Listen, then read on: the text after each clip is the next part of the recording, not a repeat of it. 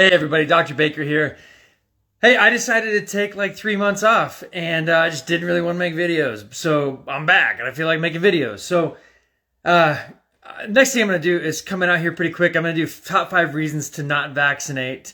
And I'm going to do those in separate videos. So I'm going to do 5 separate videos on the top 5 reasons I think you should not be vaccinating. But today I want to kick off my return to the Instagram Live with talking about how 2020 was the second plandemic. So show of hands, hit the like button, hit whatever if you remember the 1918 flu pandemic. Well, here's what that really means. First of all, check this out. You see this picture? That's a picture of somebody being denied public transportation because they're not going to wear a mask. So you think that the shaming and all the BS just started in 2020? No. That was 1918. And then you've got this one. Love these ones.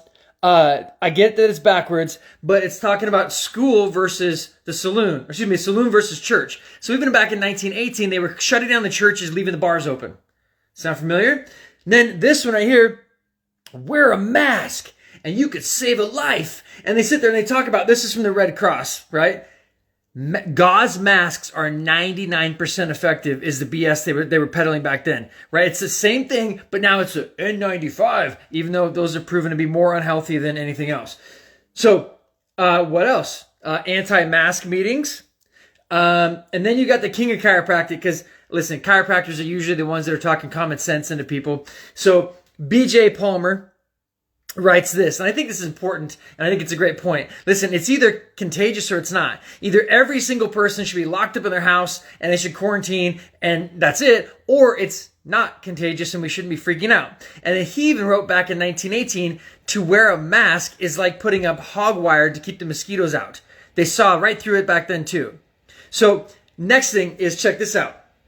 This is the main point that I want to make with this video, so stick with me for another 2 or 3 minutes. Rockefeller, who we know developed the Rockefeller Institute of Medical Research, a way to create medical research in order to further their agenda in 1901, 1902, is the same dude, wait for it, that was doing experimental vaccines on soldiers in 1918, experimental meningococcal, aka meningitis bacterial vaccine. And he's vaccinating the soldiers. Soldiers are traveling all around the world, and the soldiers become what's called asymptomatic carriers, meaning he gave them a vaccine, they traveled somewhere, they took this infection around the world, otherwise it wouldn't have been there. And then, get this, the country that was not part of the war, Spain, was the only country not censored. So they didn't even censorship back then because they wanted to make sure that the agenda and the narrative was the same, so that they could keep pushing the war. Well, this infection shows up in Spain, and Spain goes, whoa, hey, dude, we got something weird going on over here. All of a sudden, it becomes the Spanish flu pandemic, and it's the Spaniards' fault that it's spreading all over the world because they're the ones that first talked about it, when the reality is Rockefeller poisoned people and they spread it. And so when you look at this, check this out. Let me prove it to you again.